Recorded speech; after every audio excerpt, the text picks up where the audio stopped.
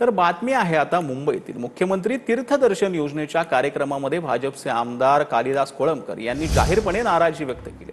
मुख्यमंत्री तीर्थदर्शन योजनेच्या रेल्वेला हिरवा झेंडा दाखवण्याच्या कार्यक्रमात मोठा नाट्यमय प्रकार घडला. मी वर्ल्ड रेकॉर्डचा आमदार आहे तरीही या निमंत्रण पत्रिकेत माझं नाव नाही असं म्हणत कोळंबकरांनी संजय शिरसाटांना सुनावलंय. तर कोळंबकर हा 40 वर्ष जुना माझा मित्र, पुढच्या वेळी असं गडबड होणार नाही असं शिरसाट यांनी कोळंबकरांना म्हटलेलं आहे.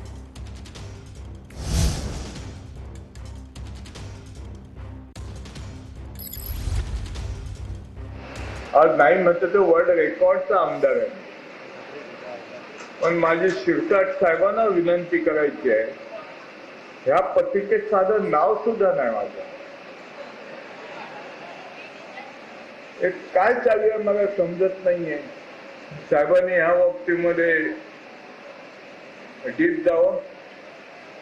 का विभागाचं आमदाराचं नाव नाही आणि ज्या हा कार्यक्रमाला मला जे आमंत्रण आलं, मला समजलं की अशापर्यंत शिरसाट सुद्धा येत आहेत, देवेंद्रजी येत आहेत, अशी बातमी आल्यानंतर मी इथं उपस्थित राहिलो.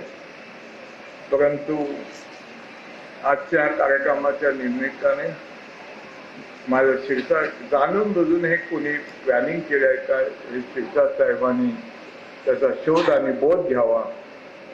कारण शेवटी मी सत्तेमध्ये आहे. कालिदास कोळंबकर हा जवळपास माझा 40 वर्षाचा मित्र आहे. म्हणजे आजकालचा मित्र नाही, 40 वर्षापूर्वीचा.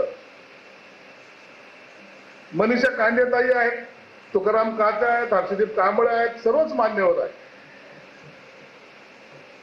मी कालीला एकच सांगेन, कालिदास कोळंबकर माझे, मी त्यांना आम्ही काली म्हणतो. काली शासकीय कार्यक्रमामध्ये असे गडबड करतात, त्याचा रोष तू माझ्यावर टाकलास, हरकत नाही. दुसऱ्या वेळेला आणखीन चांगला कार्यक्रम घेईल, त्या टायमाला निश्चितच या सगळ्या गोष्टीची खबरदारी घेईल.